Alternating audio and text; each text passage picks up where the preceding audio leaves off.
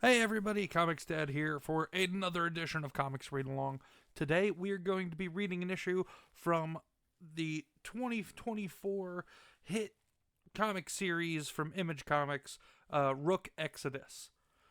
Rook Exodus is a really great, really fun sci-fi story.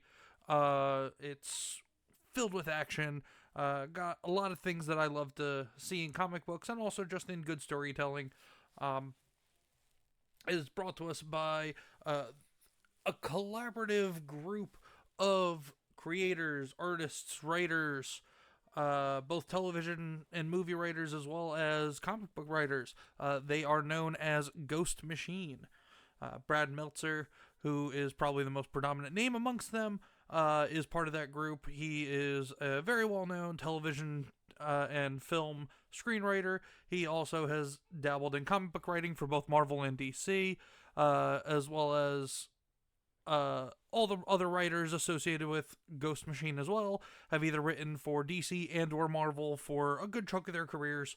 But it's just overall really good storytelling with all their different titles that they have. But we're going to be focusing on Rook Exodus. Specifically, we're going to be reading Rook Exodus number 2. Rook Exodus number 1 is a great read also, but it's a little bit lengthy. I wanted to try to keep this read along about the length of the other ones. Issue number 1 is, I think, an extra 10 or 15 pages, maybe even 20, longer than all the other issues in the 6-issue series so far. But also, this issue, number 2, has a lot of action in it. It also progresses the story, but when I start reading this for you guys, you'll get a brief summary in terms of kind of what happens in issue number 1. But I do recommend that everybody go out and grab issue number 1 if they can and read it anyway. But we're going to be reading Rook Exodus number 2. So without further ado, let's hop into it. Here we go. Rook Exodus number 2, written by Geoff Johns and Jason Fabok. Colored by Brad Anderson. Lettered by Rob Lay. Jason Fabok and Brad Anderson also did the covers for the book. And as opposed to like what we normally see with all the different variant covers and even base covers, that the people that work on the inside of the book aren't necessarily the people working on the covers on the outside of the book. In this case, we have that, and it's great, and because the art that we're seeing right here on the cover is the same exact quality that we're getting inside the book, and I just absolutely love what I see just on the cover of this book alone. So just a quick little synopsis of what we learned in issue 1. But I still recommend go back, actually read issue 1, grab a copy of it if you can. Doesn't matter if it's first printing, 5th printing, 10th printing, whatever.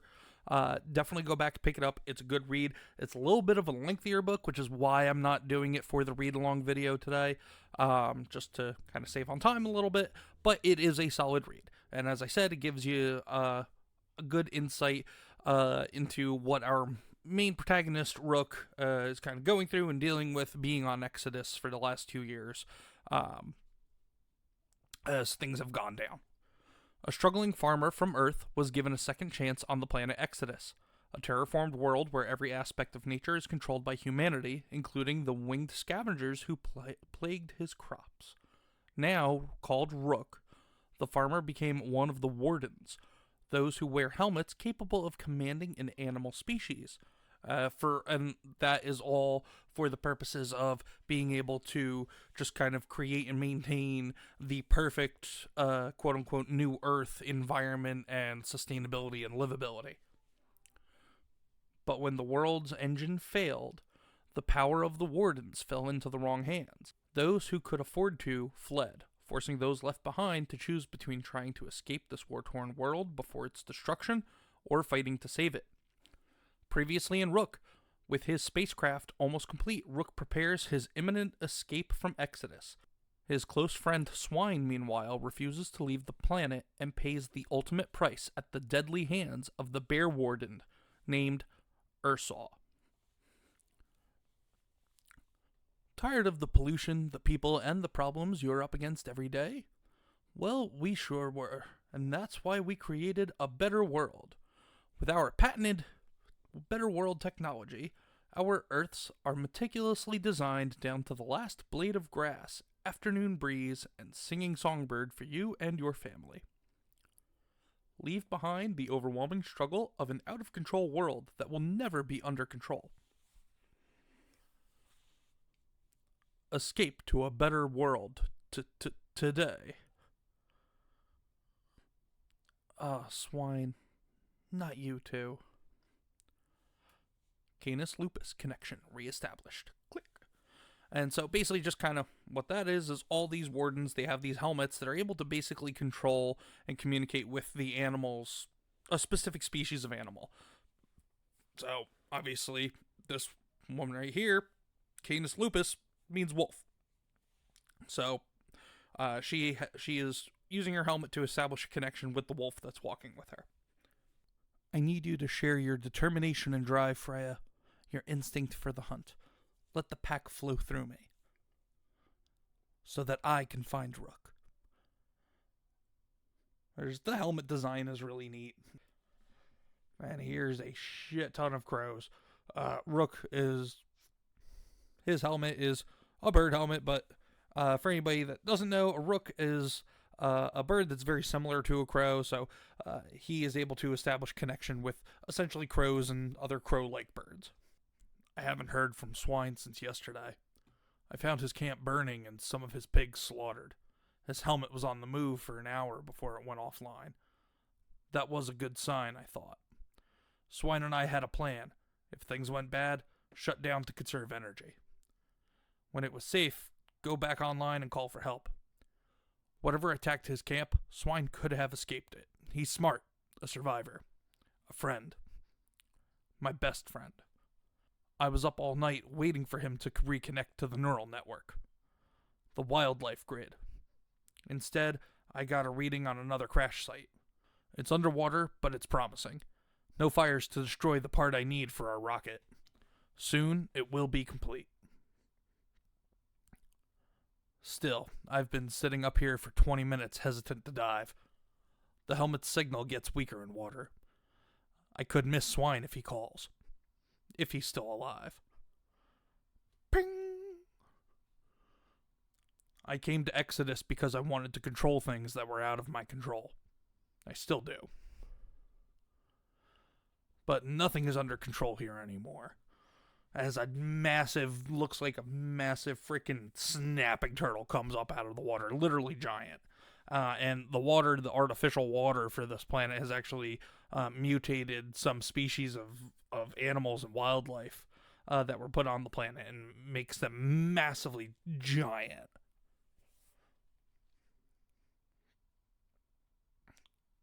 It snaps the boat in half, but Rook dives deep down. I feel the birds scatter as the overgrown reptile snaps. A few of them are swallowed up. My flock is under attack.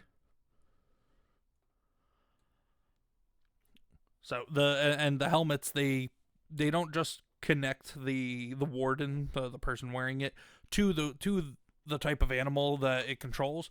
It also gives them a neural link, so the wearer can kind of almost feel what the animals he's connected to or she is connected to, can almost feel what they feel, almost sense what they sense, in a way. This is a sci-fi. This is a sci-fi novel that takes place, I think, in the year 2173. So it's very high-tech, very advanced technology, but it's really cool. There's a feedback from the animals called instinct influence. All the wardens deal with it. Sometimes it's beneficial, other times not. The scientists who built these helmets said it would be a minimal nuisance, but it's much more than that.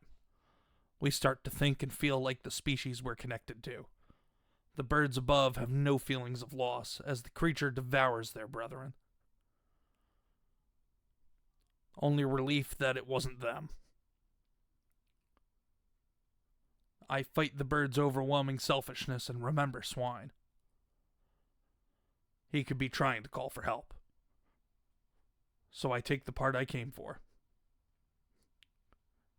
Jesus, could you imagine being in the water or being in a boat and coming up to something that size? It's just like Just like as if you're going to Jurassic Park or something. If not worse. That's ridiculous. But so cool at the same time. And I get out of the water as quickly as I can. But somebody's hungry. Caw, caw, caw. Giant turtles. Click. That wasn't in the commercials. And he's calling in his, I don't know if you want to call that a dune buggy or whatever, but his transport, remote controlled transport, kind of like the Batmobile. Boom, right into the side of the turtle's head. Take that, you big ass turtle. I have what I need. As he spits up water. And so do those vultures. Well, it's feeding time for the birds.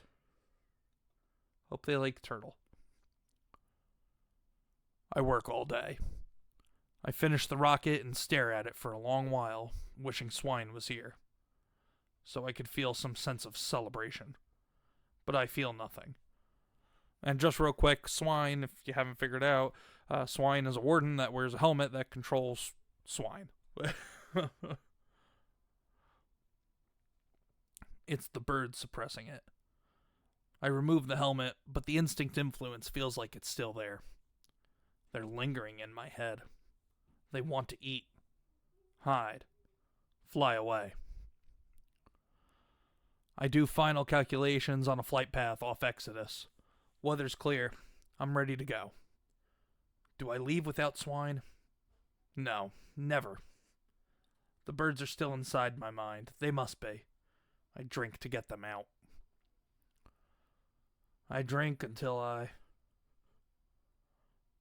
Just as he nods off...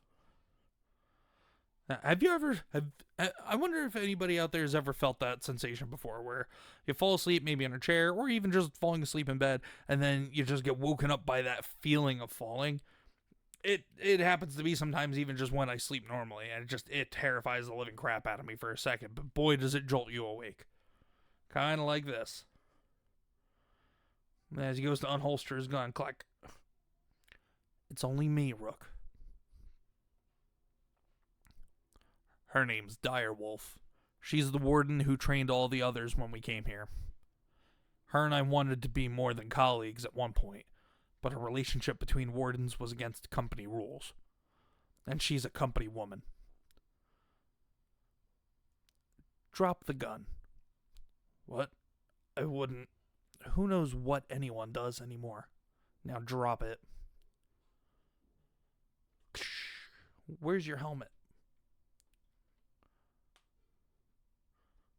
Where's your helmet, Rook? Is that why you're here? You and your father still trying to rally the other wardens to save a world that can't be saved? Swine is dead. I want to say the speech bubble here, I want to say he's either whispering, maybe thinking, not thinking to himself, he must be whispering. I was so close to getting him out of here alive. This rocket, you both built it? Swine and his pigs helped me sniff out most of the parts. It's finished. And if Swine's gone, I'm leaving tonight. Come with me, Donica. You know I won't run away. I'm talking about escaping. With me.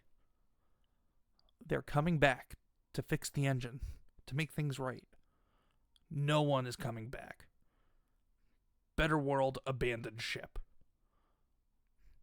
They left us to watch the store with the promise of a return that's not happening. It's become survival of the fittest. Lord of the Flies. Swine died because of their recklessness. So have many. I don't care about Better World's world anymore. This is our world, Rook. You need to stay and fight for it. This could be our second chance, Donica. Our only chance.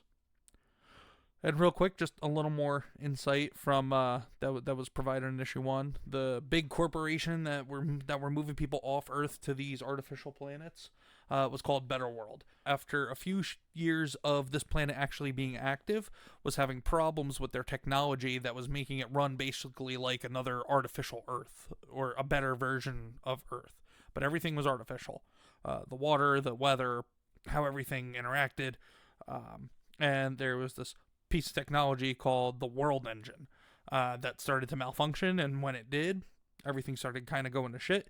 So all the people that worked for the company that set up this planet, and anybody who could afford to get off the planet, got off the planet, leaving a lot of the wardens who worked for Better World to control the animal population, as well as other people that just couldn't get off the planet in time or couldn't afford to. They were all left behind.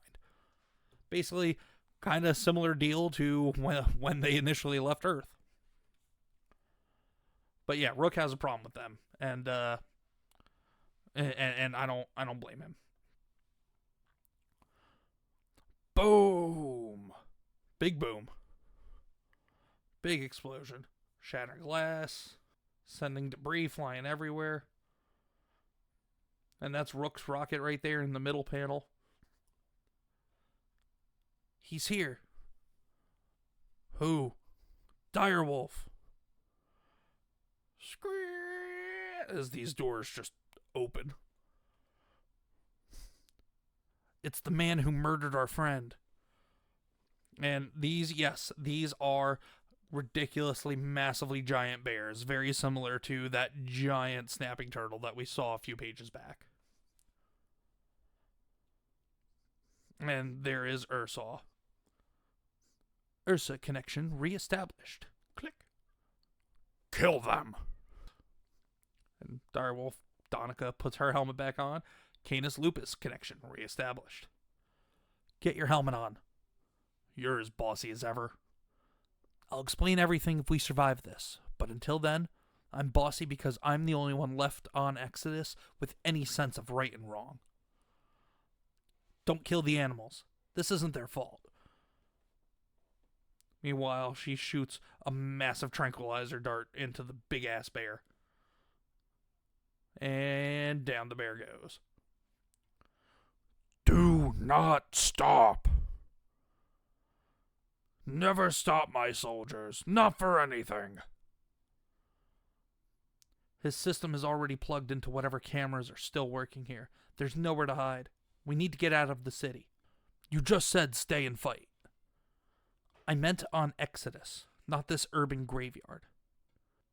Direwolf, it's not too late to join me. Who is that? After we're not dead. Get to the rocket. That's how we're not dead.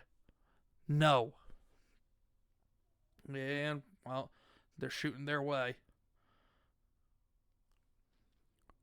We can leave. Right now. And laser cannon. Oh, Rook, looks like you're not going anywhere, pal. Boom. No.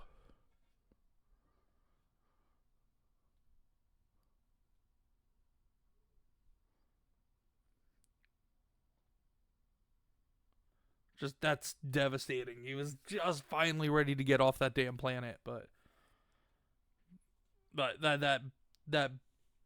that large splash is just great.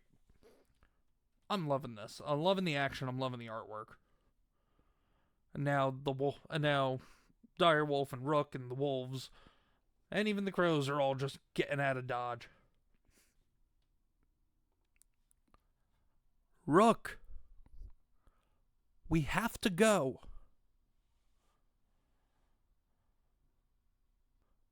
I'm sorry. No, you're not. If you really want to leave Exodus, I could still help you do that. If you help me first. Save the rah-rah recruitment speech. If helping you means taking out that warden, the man who killed swine, and destroyed my ticket off this planet, I'm beyond in. Now who is he? He calls himself Ursa, and he's not a warden, Rook. Or at least he wasn't before he stole that helmet. Well, he knows how to use it. Those overgrown bears. The bears aren't the only ones who've undergone genetic alteration. The man behind the mask has too. What does he want? He wants Exodus. Exodus is dying. You're wrong. We could save Exodus, Rook. But we need to get the other wardens. Before Ursal does.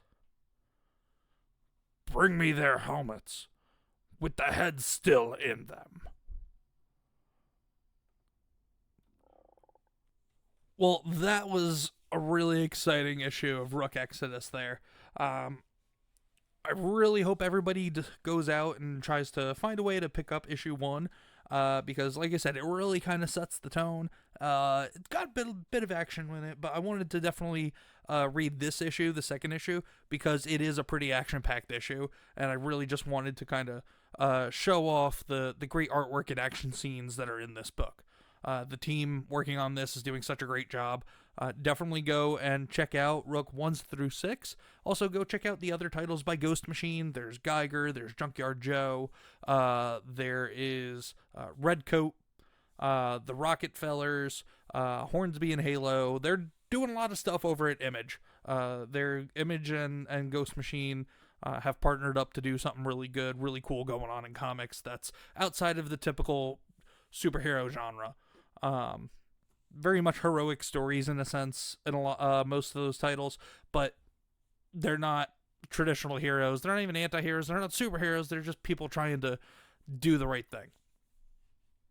But I hope everybody enjoyed this story today. If you did, please hit the like button and subscribe to the channel if you haven't already. You can also subscribe to the channel if you want to enjoy more gaming streams. We have gaming streams we do several times a week. Eventually, hopefully at some point, and I know I keep saying it, I'd like to ramp up the number of these reading videos that I do week in and week out. I haven't been able to figure it out yet, so bear with me if you're enjoying the reading videos. Also, if there is a book or a series that you'd like to see me read for the channel and cover for the channel, go ahead and drop it in the comments on any of the read-along videos. So, like I said, please like and subscribe to the channel, turn on notifications, share the channel with your friends, your family, your coworkers, other content creators, other independent comic book creators if you know any. Also, you can follow me over on X, at ComicsDad. And then also, we have, because people were asking about it in some of my live streams previously, there is a way now to support the channel. You can find the links on the main channel page on YouTube. There is a Ko-Fi account, a Buy Me a Coffee account, and also a Venmo link. And each of those links are basically just ways that if you feel the generous spirit to want to donate to the channel and support what we're doing here, that those are 3 different ways that you can do so. Now, I'm not requiring or asking anybody to do so, but people were asking me about it, so I was able to put something together, set up a couple of ways for people to do so. So if you want to, if you find it in your heart to do so, I greatly appreciate it. I'm very humbled by the people that already have, and I'm always appreciative of everybody just checking out the channel, whether you support the channel financially or not, is irregardless. I'm not doing this for the money. I'm doing this for myself to have fun, and I'm doing it for all of you to hopefully enjoy what I'm doing here as well. So, with that, I just want to thank everybody. Be on the lookout for more videos dropping. Be on the lookout for more announcements for our live gaming streams.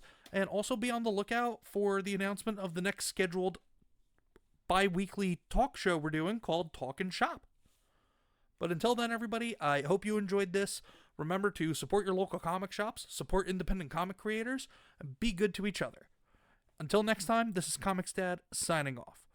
Thanks for joining, hope you had fun with ComicsDad. Today's adventure is done, but don't worry, we'll meet again with new tales to share, my friend.